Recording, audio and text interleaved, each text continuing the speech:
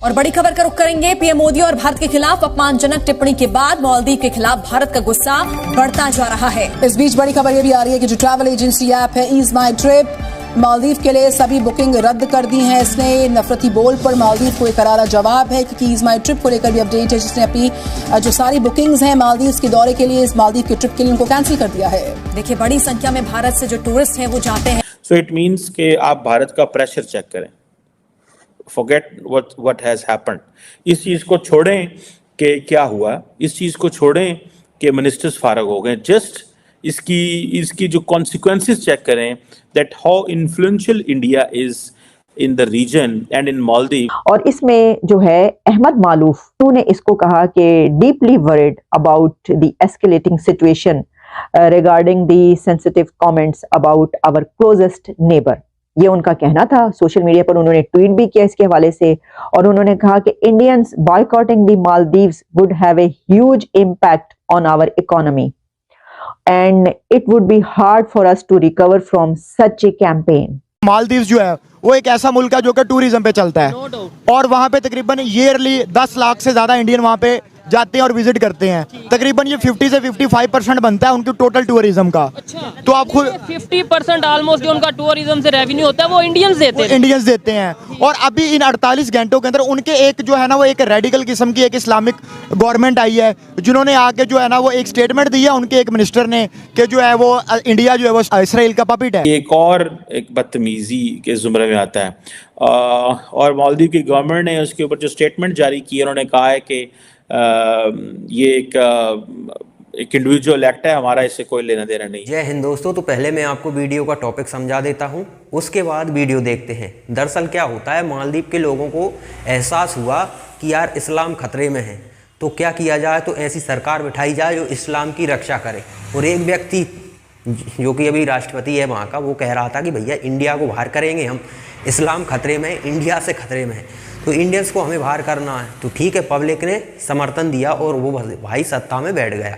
जैसे ही वो सत्ता में बैठा, उसने कई तरह के हमारे जो कॉन्ट्रैक्ट थे वो कैंसिल करना शुरू कर दिए। तो इंडियंस गवर्नमेंट को समझ आ गया कि क्योंकि अब ऐसा तो है नहीं कि अभी ये हट जाएगा राष्ट्रपति, ये तो 5 साल के लिए रहना ही रहना है। जब तक चुनाव नहीं हो जाते तब तक तो रहेगा ही रहेगा, नेक्स्ट चुनाव नहीं, तब तक हम कब तक इंतजार में बैठे रहेंगे कि कोई और गवर्नमेंट आएगी, उससे फिर हम रिश्ते सुधारेंगे। तो हमने भी पेलना शुरू कर दिया। वो इंडियंस को कह रहे हैं कि इंडियंस में से बदबू आती है, भारत का प्रधानमंत्री जोकर है, इस तरह की और भी अभद्र भाषा जो मैं बता भी नहीं सकता, इस तरह की भाषा वो लोग हमारे लिए उपयोग कर रहे थे। तो इंडियंस ने कहा ठीक है, तुम हमसे ही धन काढ़ रहे हो और हम ही को जलील कर रहे हो। तो फिर हमने चाबी घुमाई और जो होटल्स बुक कर रखे थे वो कैंसिल कर दिए, फ्लाइट बुक कर रही थी वो कैंसिल कर दिए। ईजी माई ट्रिप में से जितने भी फ्लाइट बुक की गई थी, ईजी माई ट्रिप कंपनी ने ही वो सारी की सारी कैंसिल कर दी कि चलो ठीक है, खेल ख़त्म, अब आ जाओ तुम लाइन पे। भारत से लगभग 2 लाख के आसपास टूरिस्ट एक साल में मालदीव जाते हैं, और एक व्यक्ति को अगर मालदीव जाना है तो कम से कम 3 लाख से लेके 5 लाख रुपए आपके पास एवरेज होने चाहिए। तो एवरेज 5 लाख मान लेते हैं, एक व्यक्ति का 5 लाख, तो 2 लाख व्यक्ति का 5 लाख में आप गुणा कर दीजिए, आपको पता चल जाएगा कि कितना बड़ा तीर मालदीव के लोगों ने ले लिया है। अच्छा खासा घर चल रहा था इनका, पाकिस्तानियों की तरह इन लोगों का भी अब भीख मांगने का समय आने वाला है।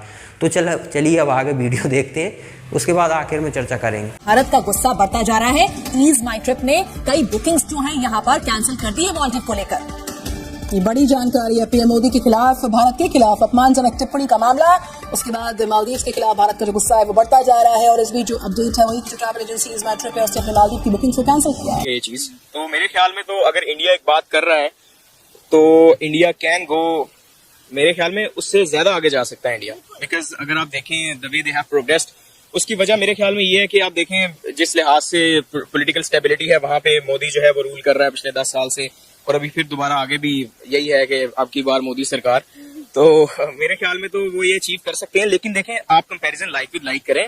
पहली चीज आप ये देखें कि एक लक्षद्वीप जो है वो एक यूनियन है इंडिया की, यूनियन टेरिटरी। हाउएवर एक मालदीव जब एक सॉवरेन इंडिपेंडेंट स्टेट है called as republic of Maldives.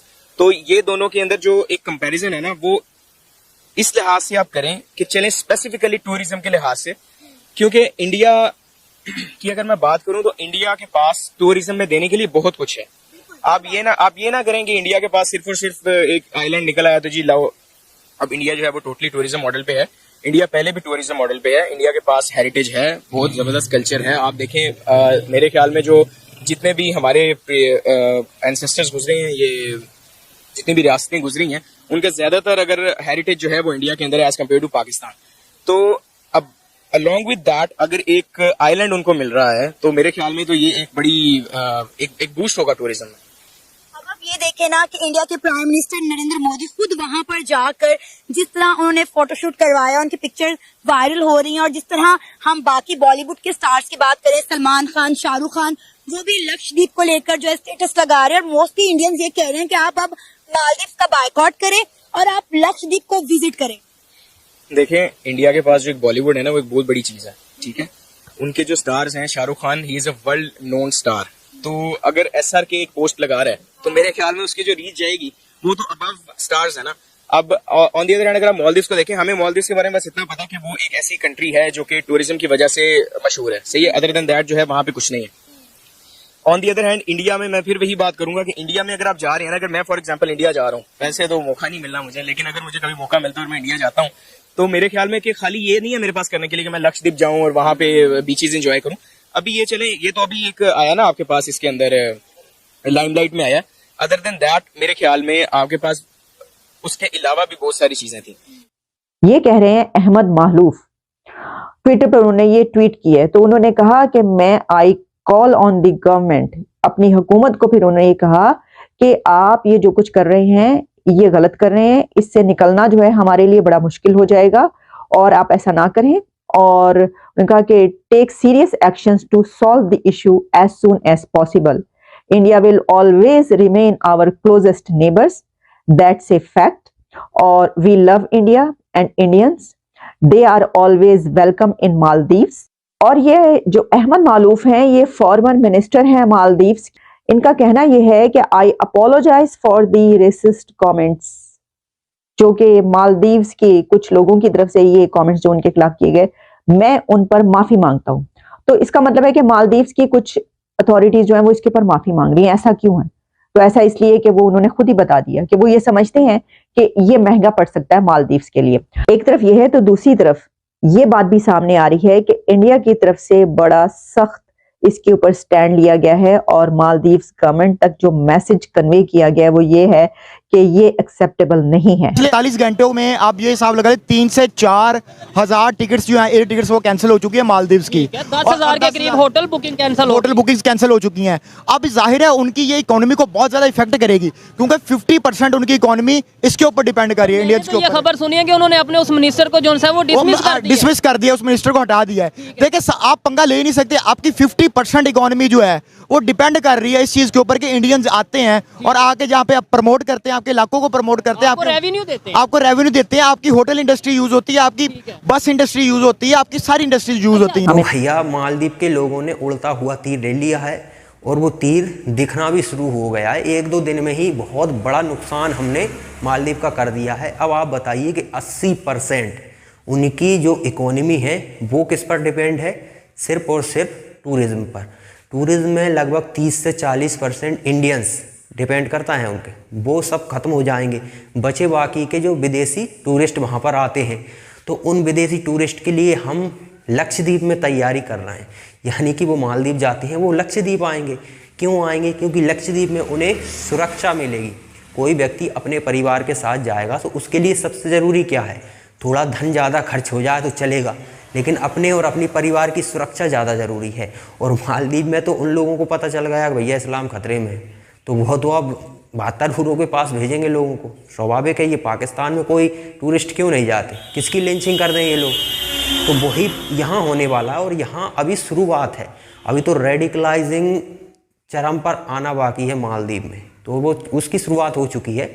अब मालदीव को पता लगेगा कि इन लोगों ने किस दिशा में कदम रख दिया है। अब स्वाभाविक है, हमें भी ये पता चल चुका है कि मालदीव अब उस हिसाब से नहीं रहा।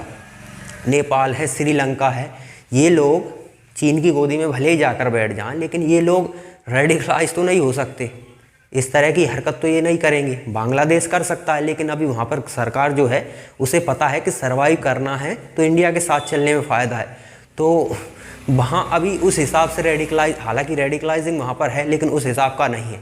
मालदीव बहुत तेज़ी से रेडिकलाइज हो चुका है और यहाँ पर अब आप कह सकते हैं कि टूरिज्म, लोगों की सुरक्षा खतरे में है। तो भैया अब मालदीव जो भी विश्व के जो जाएंगे उनके लिए खतरा तो खड़ा हो गया है, क्योंकि मालदीव में सरकार भी बिल्कुल वही आ गई है जो जिसे भी इस्लाम खतरे में दिख रहा है। इंडियंस को भगाया क्यों है? इसलिए इंडियंस में से आपको बदबू आती है, आज इंडियंस में से आ रही, कल किसी और में से आएगी। धीरे धीरे ये खुद ही भगा देंगे। रेडिकलाइजिंग में यही होता है, जहाँ पर लोग रेडिकलाइज होते हैं वो दूसरों से नफरत करना ही सीखते हैं। तो वो कैसे बर्दाश्त करेंगे कि विदेशी आ रहे हैं और वहाँ पर मज़े से घूम रहे हैं इनके आसपास, और ये फिर उनका रिमांड लेना स्टार्ट करेंगे। तो खुद ब खुद उन्हें समझ आ जाएगा कि भैया मालदीव छोड़ो, लक्षद्वीप भारत ने तैयार कर लिया है, उधर शिफ्ट होते हैं। तो मालदीव मुश्किल से 1-2 साल में ही मालदीव का भट्टा बैठ जाएगा और ये लोग भीख मांगने पर आ जाएंगे।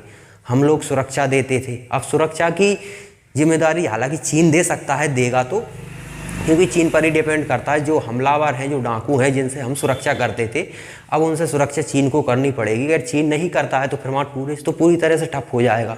अगर सुरक्षा ही नहीं बची तो इंडियंस तो छोड़िए, कहीं का कोई भी व्यक्ति नहीं आएगा। पाकिस्तानी कह रहे हैं कि हम आएंगे, अब पाकिस्तानी 5 लाख रुपए कहाँ से लाएंगे वो वही जाने, लेकिन वही आएंगे। अब पाकिस्तानी ही आ सकते हैं क्योंकि उनके पास भी जज्बा है और आपके पास भी अब जज्बा स्टार्ट हो चुका है।